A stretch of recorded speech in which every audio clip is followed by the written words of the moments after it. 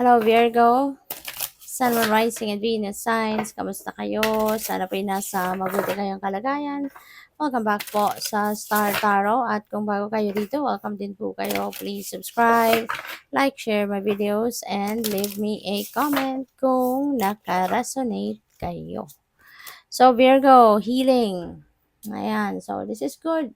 Kasi kung ang healing na to, kunyari, emotional, baka merong healing na magaganap dito sa inyo, sa sitwasyong usaping puso, kung nagkaroon kayo ng, baka pinagdaanan, may pag-aaway with your person, or pa pwedeng meron dito nagkahiwalay na, kung ganun man ang nangyari, ngayon parang mabuo na muli ang puso ninyo. Nandoon nga kayo sa healing process and you are heading towards pagsisimula ng bagong buhay. Kasi naghilom na yung puso ninyo from that heartache, from that heartbreak. At ngayon, parang buo ng muli ang puso ninyo. So, that's good. Pwede rin na healing ito pagdating sa physical. Baka ang iba sa inyo may mga nararamdaman, may mga uh, may mga uh, physical problems, may mga physical discomfort na nararanasan. So, maaari, no, na ngayon makakaramdam na kayo na bubuti ng inyong pagaramdam. Maybe you're going to start to feel na nag-i-improve na, 'di ba? Yung inyong ang inyong kalagayan, ang inyong pakaramdam, maaring lumalakas na kayo, yung gano'n, no? So, we have water. Ayan. So, yung water, uh, this is about emotions, no? It's about feelings. Kaya, pwede, no, na ang iba sa inyo minsan, parang hindi ninyo ini-embrace yung totoo ninyo nararamdaman. Parang hindi ninyo ito tinatanggap talaga. 'Di ba? Dinideny ninyo. No, kunyari, dinideny ninyong malungkot kayo. 'Di ba? You are pretending to be happy, you're pretending to be not having any problem, 'di ba? Pero ang totoo sa kaibuturan ng inyong puso, maaring nagdurugo ang puso ninyo or maaaring nahihirapan kayo, umiiyak yung puso ninyo, 'di ba? Pero maaari ng iba sa inyo dinideny yun sa sarili ninyo. You are pretending to be happy even if you're not talaga. So, yun, parang ang advice sa inyo dito, feel your feelings. Be true to yourself. Be authentic. No? I-feel mo kung ano ang talagang nararamdaman mo. Okay? So, we have Palace, Wisdom.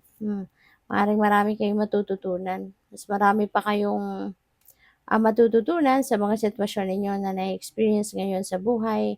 So, i-absorb mo lang ang lahat ng yan. Kasi, yan ay magagamit ninyo sa mga future na kaganapan sa buhay ninyo. Magagamit ninyo yan, yung wisdom ninyo, apply ninyo yan sa mga susunod pang mga pangyayari or sitwasyon sa buhay ninyo.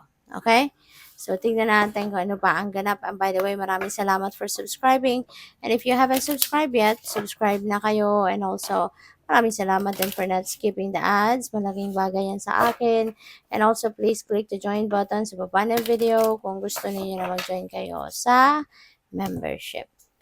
So, we have friendship. Ayan, Virgo. So, ang iba sa inyo siguro is going to focus, no, sa inyong mga kaibigan. Baka ngayon, you are going to cultivate and nurture your friendly relationships. Maaring mas maglalaan kayo ngayon na mas maraming oras para sa mga kaibigan ninyo, 'di ba? Makikipag-bonding ka, makikipag-usap ka, makikipag-connect ka with them, pwedeng gano'n. Pupuwedeng meron kayong okasyon, no? Baka merong okasyon na kayo'y magkakasama-sama, magba-bonding kayo, magpa-party kayo, puwedeng gano'n. Or maybe you are making new friends, you're meeting new friends. Baka meron kayong mga bagong kaibigan, no, na maaano ngayon, makakasama, makikilala, yung gano'n. So, we have courage. Okay? Lagi lang kayong maging matatag, maging matapang, maging matibay, no? Tibayan lang ninyo ang inyong loob, okay? Tibayan ninyo ang inyong loob. Be courageous kasi kailangan natin 'yan, 'di ba? Huwag kayong panghinaan ng loob. Kasi natural 'yun sa buhay natin.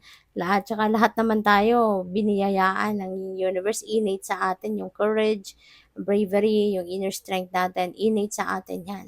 Kaya mas magandang gamitin mo na, 'di ba?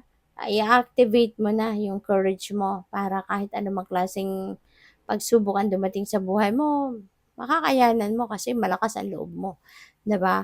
Matatag ka, matibay ka, walang kahit anumang bagyo ang puwedeng, makatibag sa'yo. Kumbaga, when you have that courage and inner strength activated, okay? So, we have love. Virgo. Baka ang iba sa inyo is going to fall in love.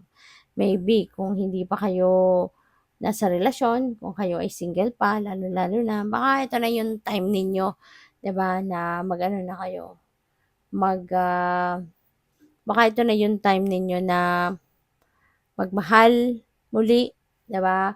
Or po puwedeng ito yung time na, mas ma-appreciate mo naman yung sarili mo at self-love naman 'no, ang pupuwedeng magiging priority mo. So, puwedeng gano'n din ang ganap. Pero yun nga, kung single ka pa baka papasok ka na sa bagong relationship, puwedeng gano'n.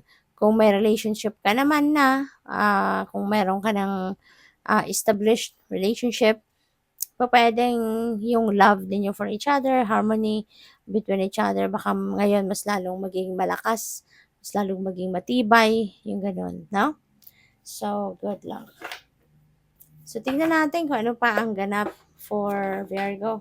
Ano pa ang mga mensahe, ano pa yung mga, energies and messages surrounding you, this week.